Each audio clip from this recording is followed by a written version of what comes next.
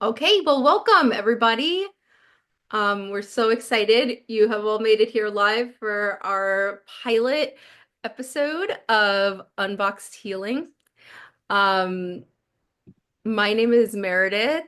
I am a licensed professional counselor in a few different states. I'm physically in Matawan, New Jersey, and I have been practicing for oh gosh, over a decade.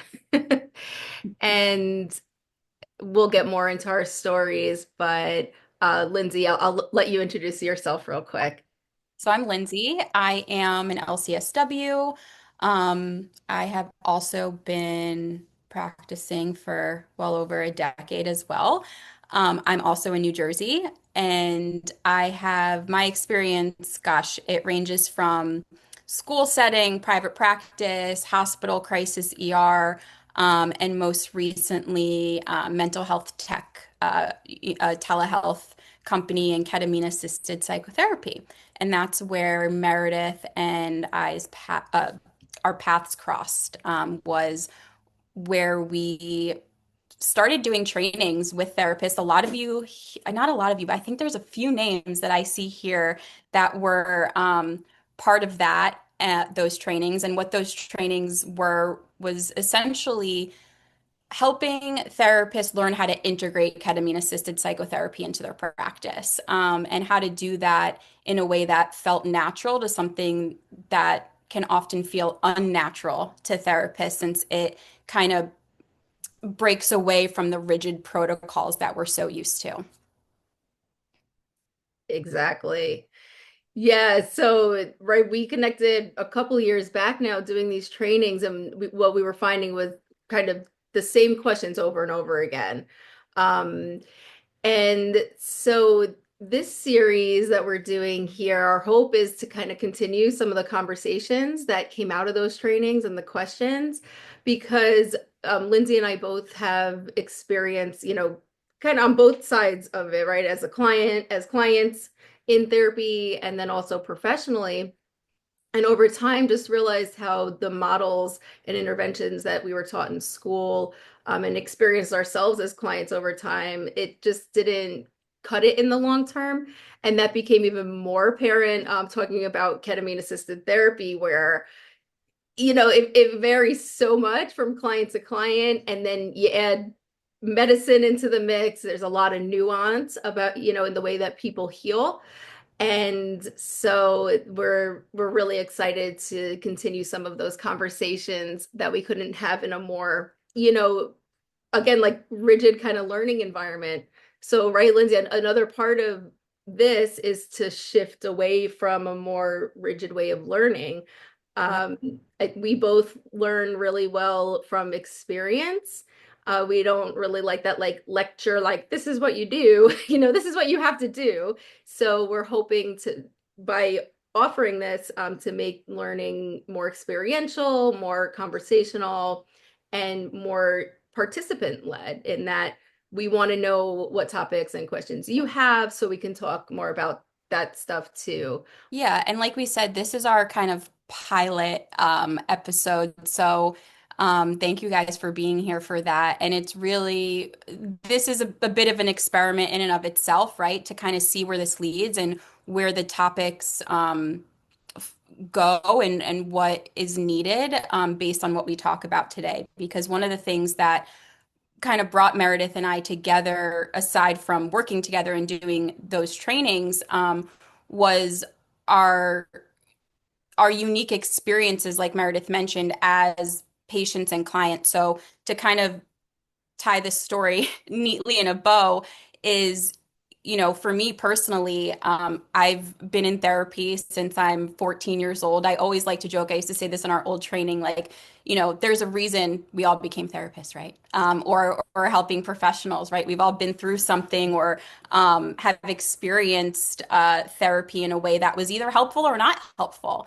And we wanted to offer that help to people. And so for me, throughout the years of being in therapy, in and out, and being diagnosed with anxiety disorders and panic disorder and different medications, it wasn't until 20 plus years later that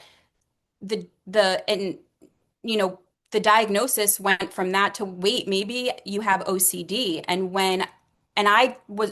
learned that myself. I went to school, I was a therapist, I'm working with people, and I didn't even realize it. And so all of the modalities um that I learned and the tools that I learned kind of stopped working because I was like, what? And then I felt stuck and I said, what's wrong with me? And that's when I looked into what else is out there. There has to be something else. And that's where I found ketamine assisted therapy. And that's kind of where my journey began as both, a personal, but professionally.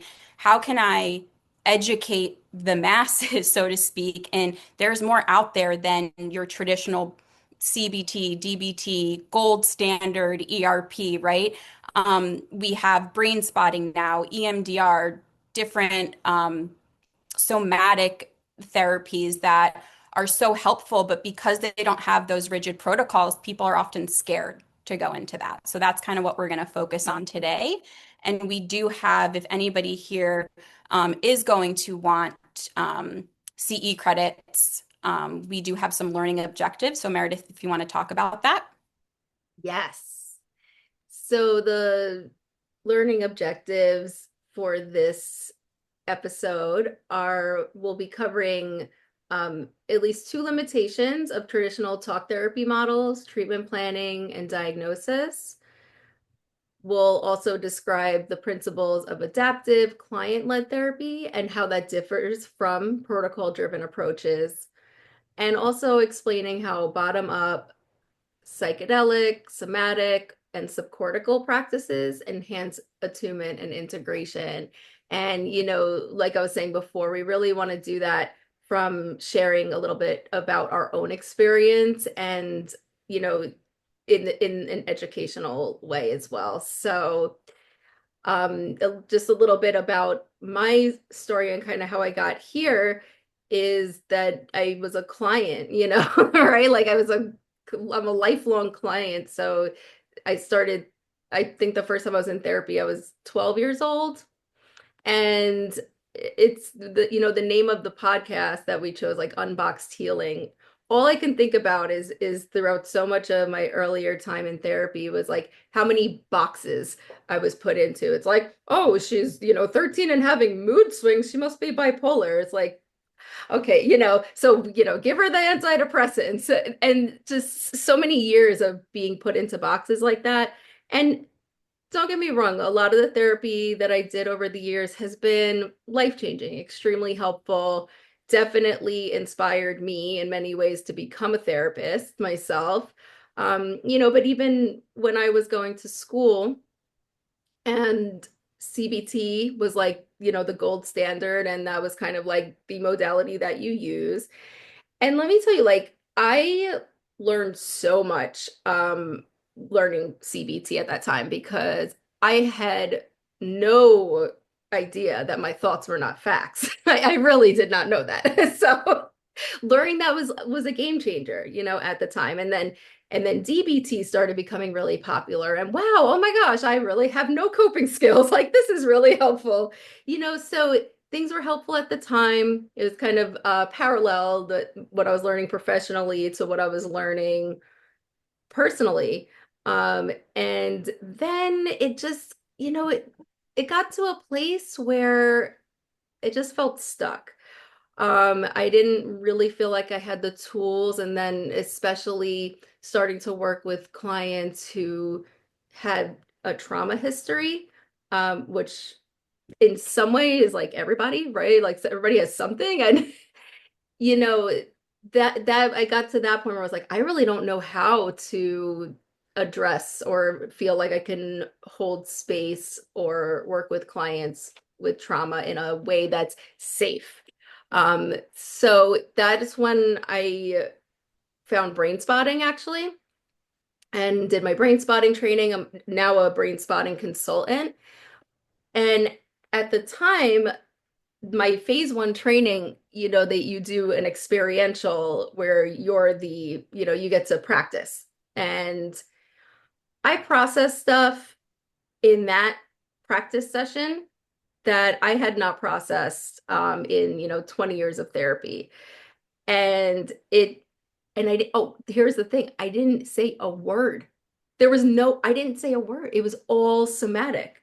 And that shifted everything for me. I was like, wow.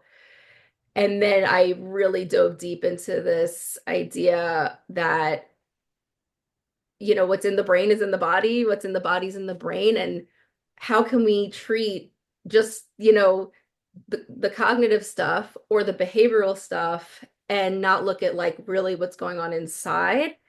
And so really started to dive deep into that world. So I'll pause there because then the journey continues. Yeah.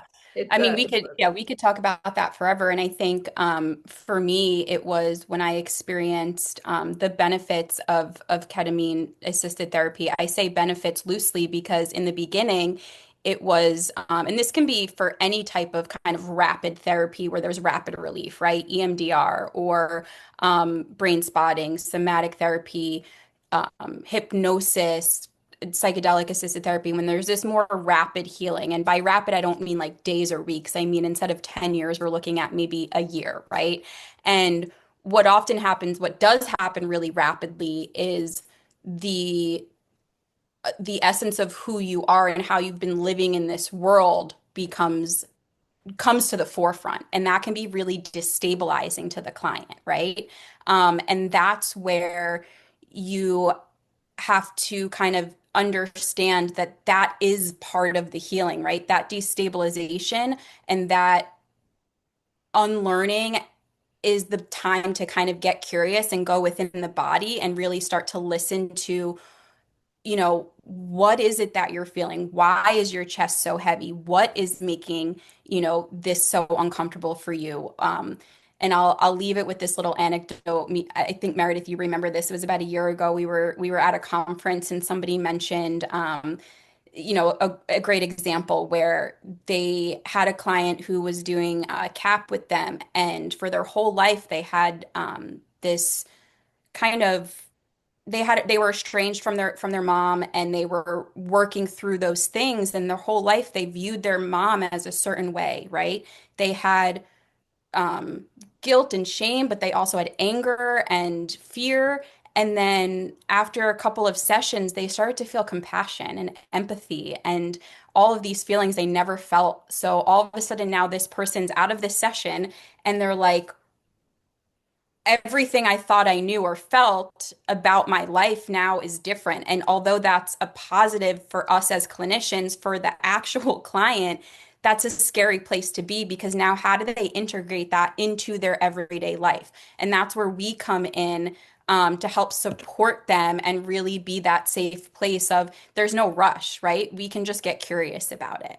Um, and I think that kind of brings us to why we want to have this conversation now. And I think we can all relate that, there's always been a stigma, but I think since before COVID, but definitely COVID, when telehealth became, more accessible, we have TikTok therapy, we have social media, we have celebrities talking about their mental health. We have people, professionals and not accessing all of this information. And so I think with that growing public awareness, it's great, but there's also so much misinformation, right? And there's a lot of people who self-label, oh, I have anxiety, I have ADHD, I'm on the spectrum or I'm neurodivergent. And while it might, for me, having a diagnosis finally that made sense was super helpful, but we also don't want to be in that box, right? And we don't want our clients to be in that box because when we're in that rigid box, we take away the nuance of their own personal story and how that healing kind of happens. And so I think it's, we hear therapists, at least the discourse that I see a lot is that, people shouldn't be in therapy forever. That means you're not doing a good job. But I think the opposite. I think it's great when people graduate from therapy, but I also think long-term therapy is helpful because we want real lasting healing, right? And real lasting healing means that your issues don't go away just because you're healed. New issues come, right? And sometimes you need to work through them and talk about them. So, I think that brings us to kind of what the title of this episode is, which is really going from fixing to following. And so I'll let Meredith kind of take over from here. And I'm going to get my charger because my computer's about to die. Yes, this was a huge shift. Um, I know, early on as a therapist, feeling like, well, right, the client's coming in because they want to be fixed, right? Which what does that imply? That something's broken, there's something wrong with them. And that's the mindset that I was in, about myself for a long time. Like, why can't I just get better? Why can't I just, fill in the blank? Um, and then, the problem with that, one of the problems with that is that humans are complicated, and life is complicated, and there's so many layers. And also, okay, like, right, we don't even have to like get started on the generational, cultural, environmental influences that come into play here. So it can be harmful actually, right, to get into this dance of someone's broken and we're fixing, or even trying to fix the problem, as opposed to getting to really to the root cause. Sometimes even just being with and holding space is so healing. Like it doesn't even have to be anything but that.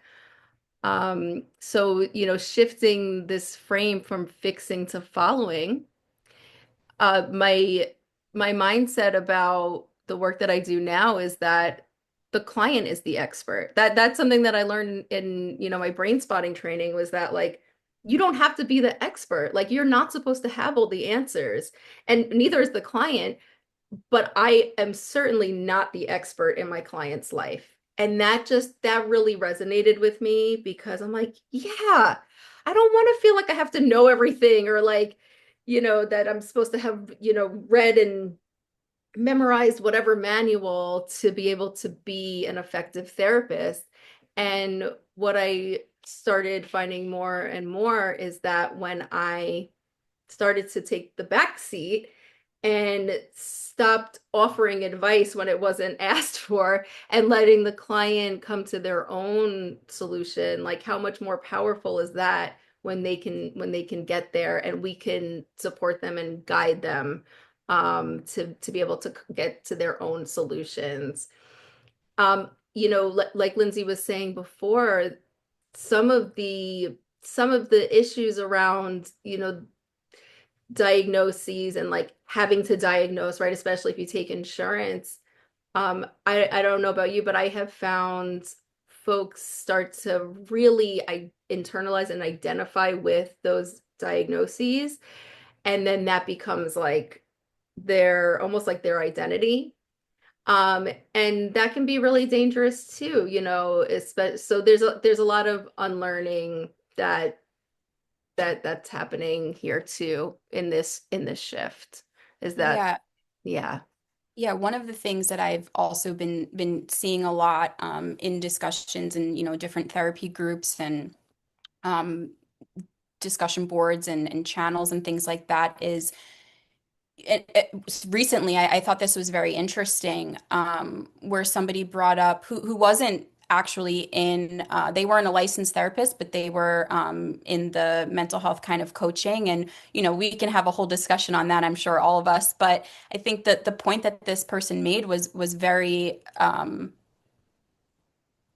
relevant for especially what we're talking about today, is why are therapists so focused on getting all of the information in the first evaluation, right? Or the first assessment.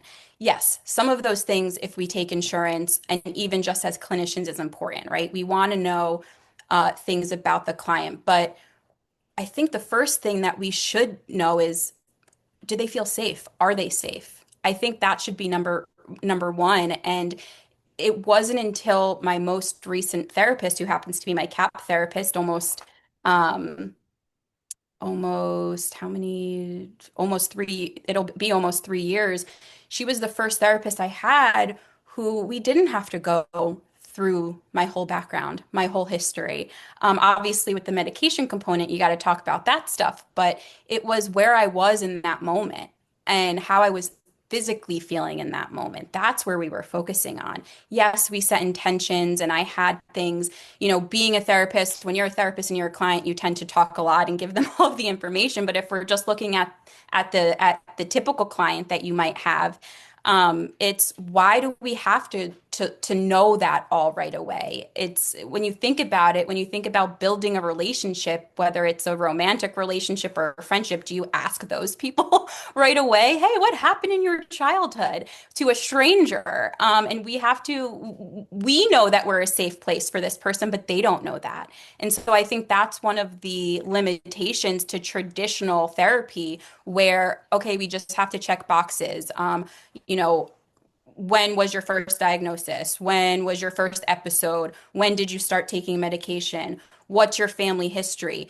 And the question is, do we need those answers right now? Sometimes you might, depending on what setting you're in. But for private practice and for individual work, is that really going to be helpful? And I think that's the question we have to continue to ask ourselves as clinicians. And even as the client, like, is this helpful for me? Is this helpful for the client? Are they going to continue to feel safe? And I think if we put safety at the forefront and we can talk about that in different ways and what that means, for the client. But what if somebody comes in and they've been hypervigilant or their nervous system is so dysregulated for the last 20 years and all they want to do is just breathe for a minute. And so maybe, I'm sure we've all had the client who came in and sat there and said nothing the whole time. But what if we just sat with that instead of like, oh my God, what what am I going to do here? And so I think that's kind of what sets client led and the client being the expert. We were taught, I'm sure all of us from every clinical class we ever took, is start where the client is. But do we really start where the client is, or do we start where insurance wants us to start, or our agency wants us to start, or the notes that we have to get in? And so, yes, those are barriers, but I think when it comes to the limitation of traditional therapy and those traditional models is you're not prioritizing the client's needs. You're prioritizing what you were taught and how you should do things. So, Yeah, that makes me think of another point of unlearning for me. It's but definitely of letting go of the agenda. So I used to come into sessions like super prepared, like, okay, this is what we're going to do today. This is what we're going to work on. Here are the worksheets. Here is the homework. And well, first of all, that was like a lot of time I spent on preparing for every session, which felt really stressful to me. But also, maybe that's not like what the client really needed that day. So being able to, number one, find a deeper level of attunement with my clients to really be tuned in to what they need. And then this is a huge part of my own work. It's like what's coming up for me when things don't go as planned or like don't follow the agenda that I created or like it's going in a completely different direction than I expected. That's a lot of like my own work that I've had to do because it's like what would and a lot of it has been unlearning because I'm supposed to be the expert, right? Like I'm supposed to be in control in some way. So being able to let go of expectations of really any kind of agenda has been both terrifying and now, I mean, it's so freeing now that that's my style and I feel really comfortable in that style. But it brings up some questions when we're talking about, let's say, treatment planning. The way I do treatment planning now is a lot more flexible, where it's, there's the goals, and we look at, where are they at in terms of their progress? But really looking at the nuance of that even is like, what is progress? Because we know now that healing isn't necessarily linear, right? It's not like a client's in therapy and then they get better and better and better and then they reach enlightenment, and that's that's not how this works. So sometimes it's coming back to a goal and reframing it, or sometimes just letting it go altogether, like it's okay, like we can change that. And so really, and that's so empowering for our clients to say, to learn how to trust themselves too, I think. Yeah, and I think the biggest thing that I've kind of learned both when I was working directly with, I don't work directly with clients anymore. I work more with professionals like yourselves, but I think what I've seen for myself and again with other clients receiving care is that while protocol driven modalities are effective, right? There's a framework for a reason because we understand, um, if we go back to the simple part of CBT, right? Your thoughts are connected to your feelings, are connected to your behaviors. That's all true. But what that leaves out is not even leaves out, I think what that kind of can promote is, but why? Or how do I fix it? Or what do I need to do to, and kind of what Meredith was saying. And then we as therapists create that treatment plan based on that. But sometimes the client is giving their goals based on what they think they should be doing instead of what's actually in their capabilities. What are they actually capable of? And that's something that in traditional therapy is often left behind and forgotten because we have to be where they are. This client might want to be in healthy relationships and leave toxic ones, but what is it that's keeping them in that? And are they capable of recognizing that today? And if they're not, we can't make that a goal because they're not even at the starting line yet, right?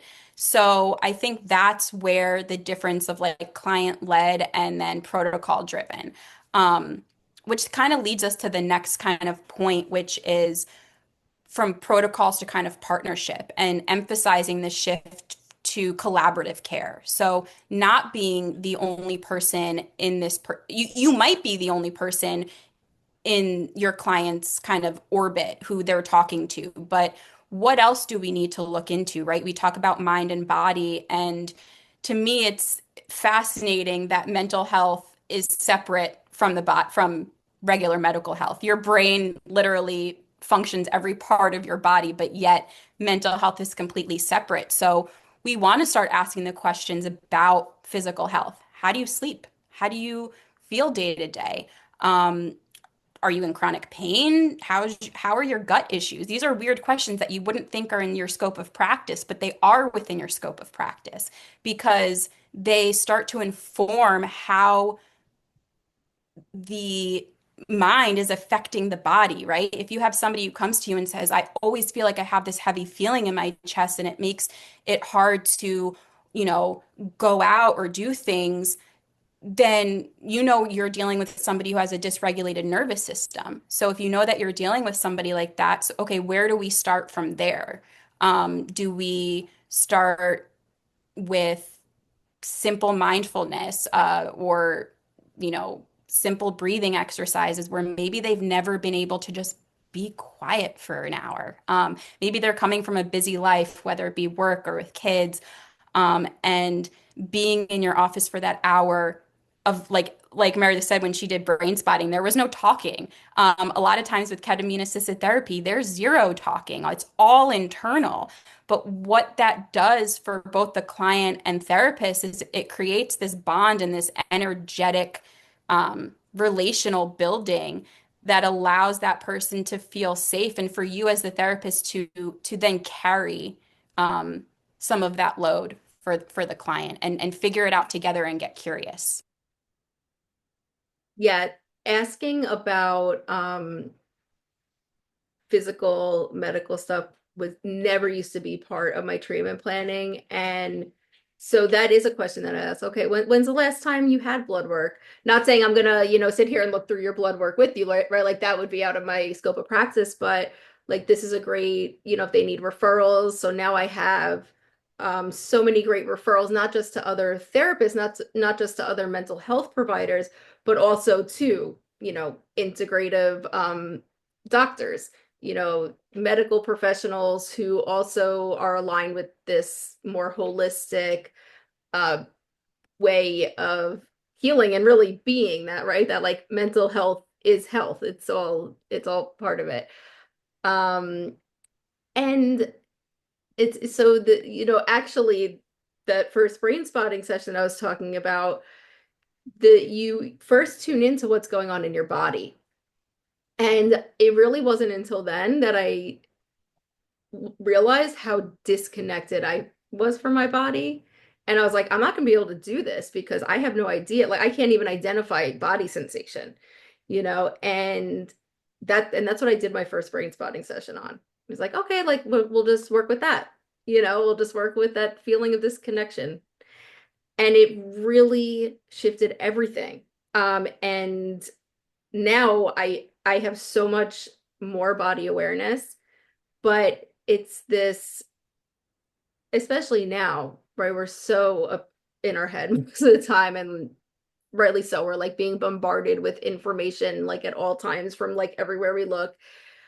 But like really helping clients like drop in to what their body experience is. And I've had clients ask me like, okay, yeah, so I noticed this. And sometimes even that's just the work is like it doesn't have it doesn't have to be analyzed or really understood. It's just sometimes starting to tune in. And I think we could probably do a whole episode on like the brain and reasons for that, because I think that's really interesting. A lot of it has to do with like parts of the brain that we're accessing, when we do more cognitive work versus somatic work, and like, where trauma's stored. But I think that can be a whole separate episode. So I won't go down that rabbit hole too much because I can really nerd out on that. Yeah. And um, I think that a lot of the time, I'm just thinking back to kind of my own personal journey. And even 3 years later, when I started doing ketamine assisted therapy, and I still do it as maintenance, but what I've learned through my own therapist and her work and what she's taught me is that sometimes, and this is what Meredith said, and we know this, but so many clients don't understand that like you can't control the thoughts that come in your head. And so a lot of the old models of let's replace that negative thought with a positive thought is actually can be very detrimental to some people with certain diagnoses like OCD or certain personality disorders. That rigidity of thinking when you're replacing a thought with another thought, is that helpful? And so we have to kind of come back to more of that. Why are we doing that as the therapist?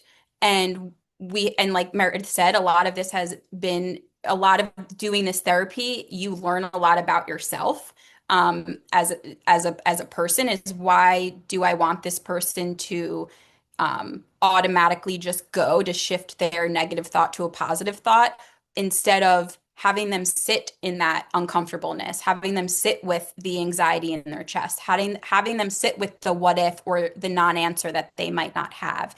And I think what therapy, I've experienced this myself with many therapists, is you come back each week and you're like, well, I'm not feeling any better. And the therapist is like, well, did you do your homework, or what did you do this week? And you didn't exercise, and or the people in your life are telling you those things. Did you take a walk today? And sometimes it's not even capable for some people to do that, right? So it's more so, again, going back to where is the client in this moment and how do we help support. And then I think momentum is a really great word. So when we start to see progress, I look at that more as momentum. So maybe it's a slight shift in thought pattern. Maybe it's somebody who never thought they could apply to a certain job. And then one day they come to you and say, I saw this job and I've been thinking about maybe it could work. That's a huge change, right? But for somebody else, or somebody who's not attuned or really understands their client, they might pass on by that little small comment. But that is where we help build that momentum and celebrate, oh my gosh, you just had we're not going to say this like that to the client, but for us, it's they just had a total shift in thought, in their brain and in their mind. And so we're going to work with that because that even just that thought, even if they don't follow through with it, there's something that shifted and changed there. And I think that's where the nuance of client-led therapy and having the client be the expert, but you really being in tune and building that relationship with that client slowly is what helps you be in tune with those really subtle shifts. Yeah, definitely. Yes, so I want to talk a little bit about top-down versus bottom-up processing. So a lot of what we're talking about with the more traditional frameworks, CBT, DBT, it top-down processing. And really what that means is that we're starting, just give me one second, we have to go get my brain because I thought I might get through this without pulling out my brain. Hang on. I just couldn't do it. I couldn't do it. I should have had it closer. Okay. Top down. So, we're really talking about the top layers of the brain. And so this is where cognitive reasoning, analyzing, rationalizing, right? Like all those processes are happening. So these more traditional models, we're starting there, right? We're talking about the thoughts, we're talking about um, whatever, is being talked about. So when we're looking at a bottom up approach, right, we're starting with the body, we're starting with sensation, sensory information, which is stored in these deeper layers of the brain, which have no language, actually, right? So these are the top layers are the more evolved parts of the brain, but those deeper layers, those are our more primitive parts of the brain. So, right, we got all the way down there, fight, flight, freeze. Um, and so how can we access that? By talking, it we just can't really get there. So these somatic approaches or brain body approaches are much more subcortical, like these deeper subcortical layers of the brain in nature, because that's where a lot of healing can take place and sometimes needs to take place before it can like bubble up to the top and then we can talk about it. So that's kind of like the big shift is like starting with the sensory information first. And then usually we want to understand it, right? We want to analyze it. Like, why am I feeling this way? Okay, yeah, I have this feeling, but like, what does it mean? And that's the newer, the cortical parts of the brain trying to like jump in. And it's not right or wrong or good or bad, right? And I think another huge point that Lindsay and I talk about is like there's not a one size fits all, right? Like we're not trying to put anyone into another box that says like somatic is the best, bottom up is the best, it's the only way. Like that's actually not what we're saying. A really important point that we're trying to get across is that there's no cookie cutter approach that works across the board for every client. And so when I hear, that like this is the modality, the only way, like that's like huge red flag for me if I hear that in a training because I don't believe that. We're all so complicated and complex and our brains have four quadrillion connections. Like there's no way that there's one path for everybody. Um, so yeah, I really think that's an important thing to say is that not trying to put people into a different kind of box here, but really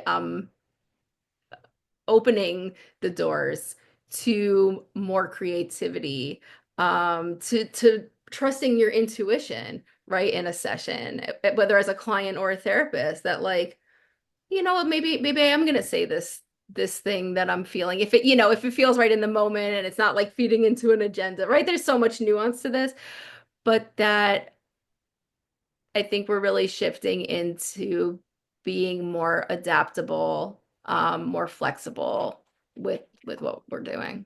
And I think, Meredith, the word that you just used, intuition. I think all of us as therapists, a lot of our work is intuitive, right?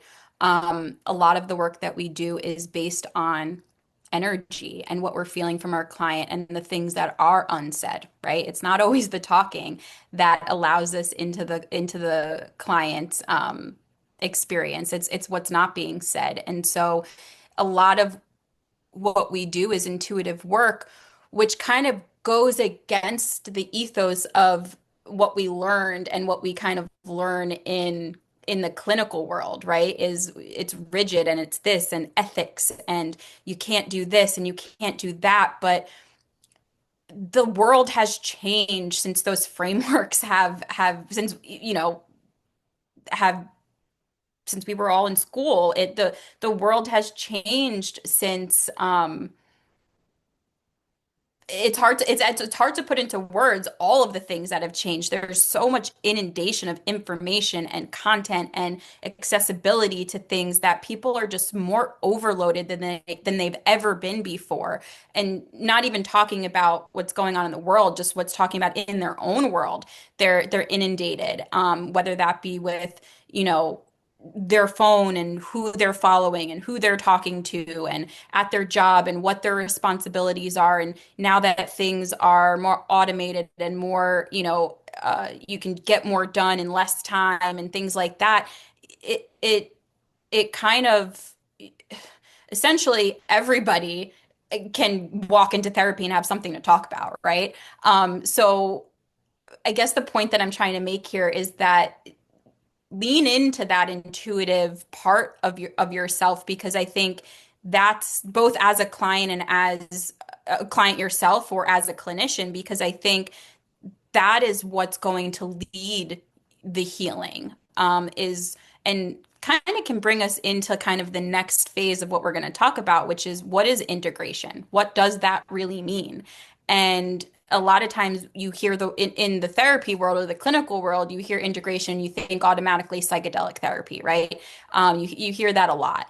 But integration is just life. Integration is how do we now take these newfound, whether they're insights or feelings or the unlearning, or like that, little anecdote that I mentioned, the person who always had these anger, hateful feelings toward their mom, and now they're walking through life having empathy and compassion, and those things are fighting against each other. So now, how do I help this client walk through that everyday life with that duality, right? The duality is often what we see, where we see crisis occur, and where we see the unraveling. And that's where we need to be the real support and the real guide and the safe space for the client, not non-judgmental space. And if we do see that they're judging themselves or shaming themselves and falling into that kind of guilt trap,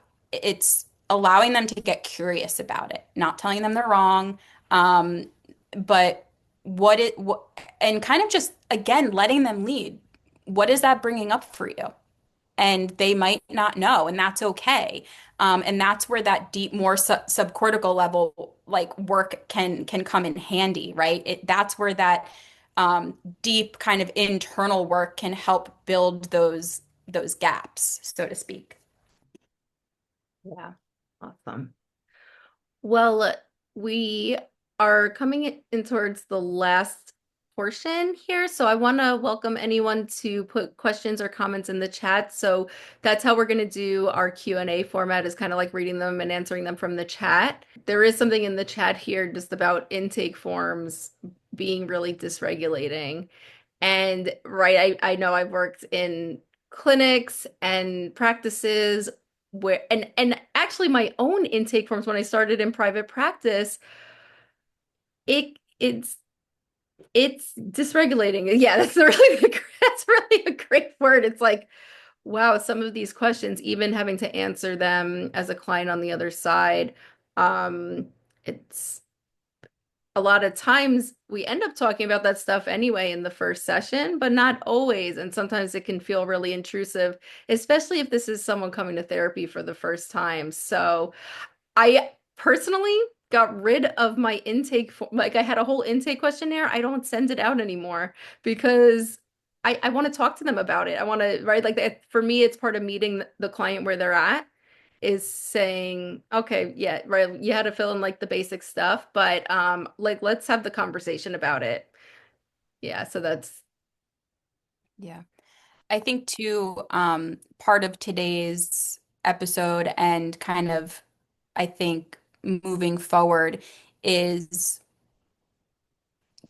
going deeper into, so these were all topics that we could talk about for hours at a time, right? And so what is it that you as a therapist are either struggling with, or patterns that you're seeing with your clients, things that have worked for you, that currently aren't, or modalities that you're interested in but not sure if they're right for you. And I think that's where and how we're going to kind of keep going with this is what do you guys want to hear and see, and what has been helpful and also unhelpful, in the field. So maybe if you don't have any questions, maybe in the chat you can, um, share share some of those things with us. yeah, and we have some amazing guests already lined up for some future episodes, even starting next week.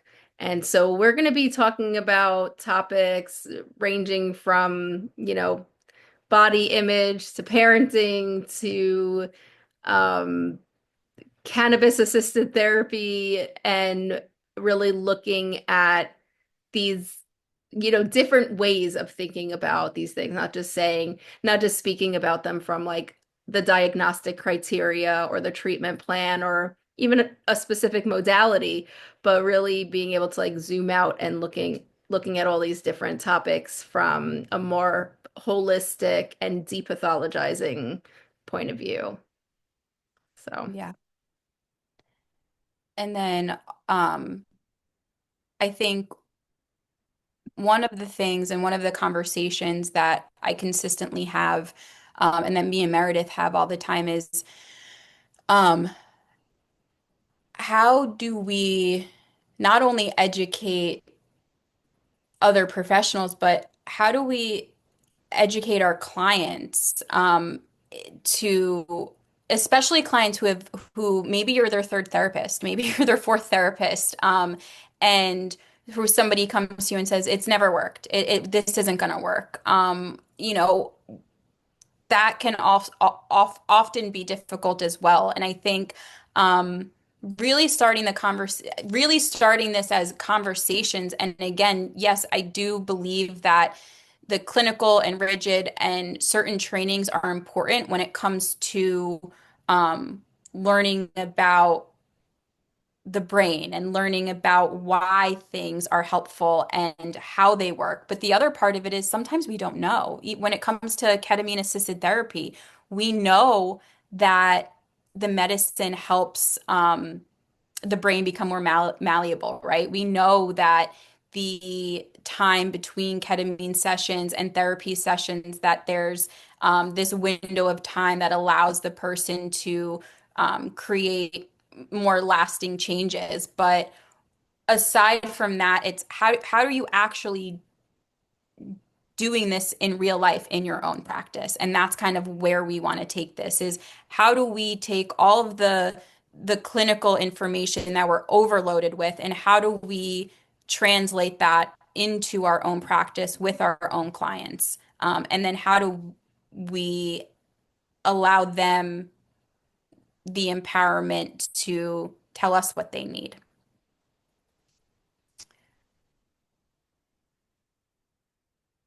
we have in the chat here I enjoy working with psychedelics and the community of therapists who are in this field. The language is different than the box therapy language, things like holding space, inner healer, etc. Yeah, Totally. yeah, Yeah, definitely. the language is important. It's even just hearing this, saying it out loud, for me, it's like I can feel myself like softening, you know? Yeah. And I think it's the one thing I always go back to in our digital world. It's language is really important and how we identify certain things in therapy, you know, even the term integration and inner healing and holistic can sometimes be overused if they're not understood. And I think it's really understanding that therapy is at the end of the day, it might be the only safe space for somebody. And so, how do we use that to help that deeper healing and inner healing? Yeah. So we'd like to leave you with a little bit of your own reflection, if it feels right for you. And it could be, in response to what you've heard today or just in general. But the reflection question we have here is, what's one thing you've had to unlearn as a clinician or in your own personal healing? And so that can be something nice to even to just reflect on, if you're a journaler, then maybe writing about it. But this idea of unlearning, it can be really powerful.